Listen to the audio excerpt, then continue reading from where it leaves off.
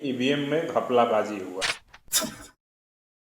बिहार में चंद्रशेखर आजाद रावण की राजनीति क्यों फुस हो गई? चुनाव में उनके कई उम्मीदवारों को वोट जो हैं वो वोट कितने आए? 1000 से भी कम आए। मतलब जो निर्दलीय उम्मीदवार के वोट होते हैं उससे भी कम आए। हर जगह नोटा से कम वोट आए। इस वक्त बिहार के प्रभारी आज़ाद समाज पार्टी यानी चंद्रशेखर आजाद रावण की पार्टी के बिहार के प्रभारी अमरज्योति हैं। ये भी आरा से चुनाव लड़े अज्ञाओं से, लेकिन इनको भी उतने वोट नहीं मिले जितनी की उम्मीद थी। कैसे ऐसा हो गया कि चंद्रशेखर आजाद रावण जो जहाँ जाते थे बहुत भीड़ होती थी, दलित समाज के लोग दौड़े दौड़े उनके पास जाते थे, उनकी रैलियों में जाते थे, लेकिन वो भीड़ वोट में कन्वर्ट नहीं हो पाया। और चंद्रशेखर आजाद रावण की जो पार्टी है पहली बार अगर कहीं चुनाव लड़ी तो वो बिहार है, और उपचुनाव उत्तर प्रदेश में भी उनकी पार्टी लड़ी, लेकिन वहाँ भी टाइम फिक्स। क्या वजह रही अमरज्योति जी, आपका परफॉर्मेंस इतना खराब क्यों रहा, जबकि आप पप्पू यादव जी के साथ चुनाव लड़े? बड़ा नाम, उनकी पार्टी के जो भी उम्मीदवार थे उनके भी वोट वैसे नहीं आए जैसे उम्मीद की जा रही थी। पप्पू यादव खुद चुनाव हार गए। सबसे पहले तो हम आपको बता दें कि आज़ाद समाज पार्टी जो है उसका चुनाव आयोग के द्वारा मान्यता जो है बिहार का पहला फेज का जो नॉमिनेशन का डेट होता है ख़त्म होने के बाद, यानी कि 14 अक्टूबर को आज़ाद समाज पार्टी को मान्यता मिली। उसके पहले जो भी पहले चरण में जो भी प्रत्याशी चुनाव लड़ रहे थे, चाहे हम ही क्यों नहीं हो, क्योंकि हमारे यहाँ भी जो चुनाव था वो पहले चरण में ही था, तो हम भी निर्दलीय पर्चा भरे थे। तो आज़ाद समाज पार्टी के मैं उम्मीदवार था नहीं, निर्दलीय थे। हम निर्दलीय थे, और पहले चरण में जो भी उम्मीदवार थे वो भी निर्दलीय थे। गठबंधन जो था वो पप्पू यादव जी के साथ था, और पप्पू यादव जी हर जगह सभा की, और सभा में भीड़ जो थी, अगर बिहार में देखा जाए सभाओं में भीड़, तो हमें लगता है कि महागठबंधन के जो नेता हैं तेजस्वी यादव, उनके सभा के बाद पप्पू यादव के सभा में ही भीड़ होती थी, उतनी भीड़। भाजपा के और एनडीए के नीतीश कुमार की सभाओं में बहुत कम भीड़ नहीं होती थी। तो वो जो भीड़ है वो वोट में कन्वर्ट हुआ नहीं हुआ, इसका आपको रिजल्ट आपको देखने को मिला। जब रिजल्ट तो हम देखें जी, आप बिहार के प्रभारी हैं, एक भीम आर्मी के प्रभारी चंदन चुनाव लड़े, वो भी चुनाव बुरी तरीके से हार गए। 1000 वोट के आसपास आपको आए, उनको भी 1000 वोट के आसपास ही आए। मतलब एक एक हज़ार पे क्यों सिमट गए आप लोग? इतना तो निर्दलीय, हमको लगता है आप बिना पार्टी से लड़ जाते, बिना किसी सिंबल से लड़ जाते, निर्दलीय ही लड़े। आज़ाद समाज पार्टी का नाम नहीं होता, भीम आर्मी का नाम नहीं होता, पप्पू यादव का चेहरा नहीं होता, तो इससे ज़्यादा वोट आप शायद ले आ पाते, 1000 वोट से ज़्यादा। जी, ऐसा नहीं है। हो सकता है कि आ सकता था, लेकिन ऐसा नहीं है, क्योंकि आपको पता है कि बिहार की जो जनता है उसके सुख दुख में जब भी विपदा में बिहार की जनता होती है तो पप्पू यादव सबको मदद तो वो तो पहुंचाते हम हैं। कह रहे हैं पप्पू यादव जाते हैं, वोट क्यों नहीं आया? वोट नहीं आया, उसमें कहीं ना कहीं ईवीएम में घपलाबाजी हुआ। देखिए आप ईवीएम पे दोष मढ़ रहे हैं। जी, सेम यही चीज लंदन से पढ़ के आई पुष्पम प्रिया चौधरी का कहना है। आप खुद इंजीनियर हैं, एनआईटी से पास आउट हैं, वो लंदन से पढ़ के आई है, और दोनों पढ़े लिखे हैं। दोनों का आरोप है, और उदित राज जो कांग्रेस के नेता उनका भी आरोप है, उदय नारायण चौधरी का भी आरोप है कि ईवीएम को हैक किया गया। कुछ ना कुछ ये बात सच है, ठीक है।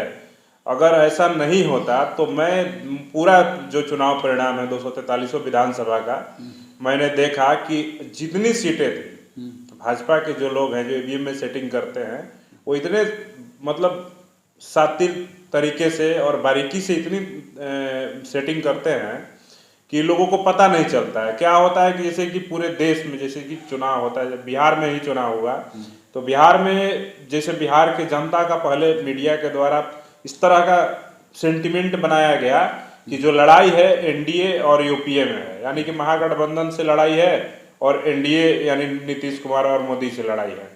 तो करीब करीब आप हर सीटों के परिणाम देख लीजिएगा कि करीब करीब जो सीटें हैं उसमें जो प्रमुख दल है जो लड़ाई में, उन्हीं को अधिकांश मत मिला है। बाकी बहुत सारी ऐसी सीटें हैं जहाँ पे लोजपा को आपसे ज्यादा वोट जी मिले हैं। लोजपा को मिला है, क्योंकि लोजपा भी भाजपा का ही अंग है। तो कहीं ना कहीं एक स्ट्रेटजी था कि ऐसा सेटिंग करना है ताकि जो प्रमुख दल है उनको वोट उतना मिले और दिखे, ताकि जनता को संदेह नहीं। मतलब आप स्पष्ट रूप से ये कहना चाहते हैं जो छोटी पार्टियां हैं जी, जिनके वोट 10,000 20,000 भी आ सकते थे, उनके वोट को सीधे जी, पूरा वो वोट जो है, जो छोटी पार्टियां हैं, जो जैसे कि पप्पू यादव जी की पार्टी है या हम लोग की पार्टी है, सारा वोट जो है वो जनता जहां वोट मिला भी, मैं आपको बता सब दूं चल कि गया बीजेपी में। सब बीजेपी और एनडीए के उम्मीदवारों को गया। मैं जहां से चुनाव लड़ा था गया विधानसभा में, वहां 50 से 60 ऐसे गांव हैं जहां पे मेरा पर्सनल रिलेशन के लोग हैं, जो मेरे संबंधी लोग हैं। वहां पे मैं चुनाव के दिन भी उस बूथों पे जा जा करके पता किया, तो हर बूथ पे कहीं ना कहीं मुझे 100, 120, 60, 70 वोट हर बूथ पे था। 50 से 60 ऐसे गांव और बूथ हैं जहां था। लेकिन जब चुनाव परिणाम आया, काउंटिंग के समय पता चला कहीं 7 वोट मिल रहा है, कहीं 3 वोट, कहीं 0, कहीं 1, ऐसे मतलब इस तरह का वोट मिल रहा है। सेम सेम आरोप पुष्पम प्रिया का है। पुष्पम प्रिया चौधरी, आपको भी पता होगा कि वो एलएससी ये लंदन से पढ़ी हुई है। हाँ। तो अब सोच लीजिए कि जब उतनी पढ़ी लिखी जो महिला है वो आरोप लगा रही है चुनाव आयोग पे, तो कहीं ना कहीं वो भी मतलब लंदन के स्कूल से पढ़ी हुई, मतलब कि एक बहुत ही वेल एजुकेटेड जिसको कहा जाता है। और उनके साथ एक आईआरएस है। एक आईआरएस हैं जो अभी पूर्व में पटना के कमिश्नर भी रहे हैं। तो इससे सीधा प्रतीत होता है, अगर मैं आरोप लगाता कि ईवीएम में छेड़खानी हुआ है या इस तरह का हुआ है घपलाबाजी, तो जो अपर कास्ट के, जो एनडीए के जो लोग हैं, वो लोग सीधे कह देते कि इनको वोट नहीं मिला ये इसलिए दलित आरोप है इसलिए ऐसे ये बोल रहे हैं। दलित है बेवकूफ इसलिए है। आरोप लगा रहा है। तो पुष्पम प्रिया चौधरी तो भाई स्वर्ण है, अपर कास्ट की हैं और पढ़ी लिखी महिला है। हम मूर्ख हो सकते हैं, हम जाहिल हो सकते हैं, हमको तकनीक का, हमको मशीन का नॉलेज नहीं हो सकता है, आप तो लेकिन इंजीनियर हैं। जी है, लेकिन मैं दलित हूं तो हो सकता है कि मुझे कह दिया जाए। लेकिन पुष्पम प्रिया चौधरी पढ़ी लिखी हैं, वेल एजुकेटेड हैं, उनका आरोप। उनका आरोप है ईवीएम पे, तो कि उनका भी वोट कहीं ना कहीं एनडीए के उम्मीदवारों अच्छा, को गया ये है। बातें हो गई, आपका सीधा आरोप ईवीएम पर जी। है। तो इस चुनाव से पहले ईवीएम के लिए लड़ाई क्यों नहीं? ईवीएम के लिए लड़ाई, ईवीएम के खिलाफ हम लोग हमेशा से लड़े हैं, लेकिन जो व्यापक स्तर पे पूरे देश में जो मोमेंट बनना चाहिए वो मोमेंट नहीं बन पाया, जिसका खामियाजा अब बनाएंगे। बिल्कुल। हम लोग तो ईवीएम के खिलाफ बिगुल फूके हुए हैं। जिस दिन जो देश की बड़ी बड़ी पार्टियां हैं साथ देगी, साथ दे देगी, अगर बिहार में राष्ट्रीय जनता दल है, अगर वो साथ दे दे, उत्तर प्रदेश में समाजवादी पार्टी है, बहुजन समाज पार्टी है, अगर ये लोग साथ दे दे, तो हम लोग ईवीएम से चुनाव कराने के पक्ष में नहीं है। आज देखिए कि जो देश पूरे वर्ल्ड के, जो विश्व के बड़े बड़े जो देश हैं, वहां पे आज भी बैलेट से चुनाव होता है। अमेरिका में अभी हाल ही में राष्ट्रपति का चुनाव हुआ, तो वहां भी बैलेट पे हुआ। तो ऐसी क्या जरूरत है? टेक्नोलॉजी में जो नंबर 1 है जी, वहाँ बैलेट से चुनाव हो रहा है। जी, जिस देश ने ईवीएम बनाया वहां भी आज बैलेट से चुनाव हो रहा है। अच्छा, एक चीज़ और, आपकी भीम आर्मी जो है और आपकी पार्टी आज़ाद समाज पार्टी, दोनों के प्रदेश कमेटी को क्यों भंग किया गया? भंग इसलिए किया गया है, हाल ही में 2 दिन पहले दोनों कमेटियों को भंग किया गया कि देखिए, जो आशा के हिसाब से जो कमेटी बनी थी उस हिसाब से परिणाम नहीं रहे चुनावों में। ईवीएम का भी कहीं ना कहीं है इसमें। तो उसको देखते हुए कि बूथ लेवल तक कमेटी बनाने के लिए हर विधानसभा, यानी प्रदेश अध्यक्ष दोनों बदले जाएंगे। जी, प्रदेश अध्यक्ष बदले जाएंगे और जो प्रदेश की पूरी जो बॉडी है वो बदली जाएगी।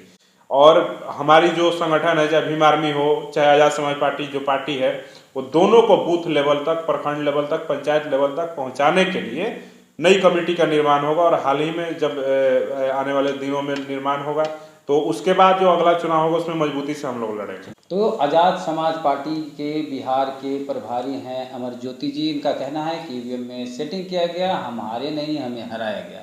इसी तरह का आरोप पुष्पम प्रिया चौधरी ने भी लगाया है और इस तरह के आरोप उदित राज ने भी लगाए हैं। कई नेताओं ने इस तरह का आरोप लगाया, उसमें उदय नारायण चौधरी भी शामिल हैं जो इमामगंज से चुनाव लड़े थे आरजेडी से। और इसके अलावे दोनों कमेटी को भंग कर दिया गया है, प्रदेश की कमेटी, आज़ाद समाज पार्टी के प्रदेश की कमेटी को और भीम आर्मी के प्रदेश की कमेटी को। यानी कि बिहार के अब कोई अभी फिलहाल प्रदेश अध्यक्ष नहीं है भीम आर्मी में या फिर आज़ाद समाज पार्टी में। नए अध्यक्ष बनाए जाएंगे, नई कमेटी बनाई जाएगी, तब तक का इंतजार कीजिए। अगर आप भीम आर्मी के समर्थक हैं तो मीटिंग होगी, उसके लिए सक्रिय रहिए, कभी भी आपको बुलाया जा सकता है। बाकी इनका जो आरोप है ईवीएम को लेकर, उस पर आप क्या कहते हैं, प्रतिक्रिया अपने कमेंट बॉक्स में जरूर दें। चैनल को सब्सक्राइब नहीं किए तो कर लीजिए, बेल आइकन जरूर दबाएं। और फेसबुक पे वीडियो देख रहे हैं और आपको भी लगता है कि ईवीएम में सेटिंग वेटिंग होती है तो वीडियो को शेयर कर लीजिए। इनका कहना है, पुष्पम प्रिया चौधरी का कहना है, उदित राज का कहना है, उदय नारायण चौधरी का कहना है और बाकी कई लोगों का कहना है। तो पेज को भी फॉलो लाइक कर लीजिए। चलते हैं। जय भीम, जय भारत।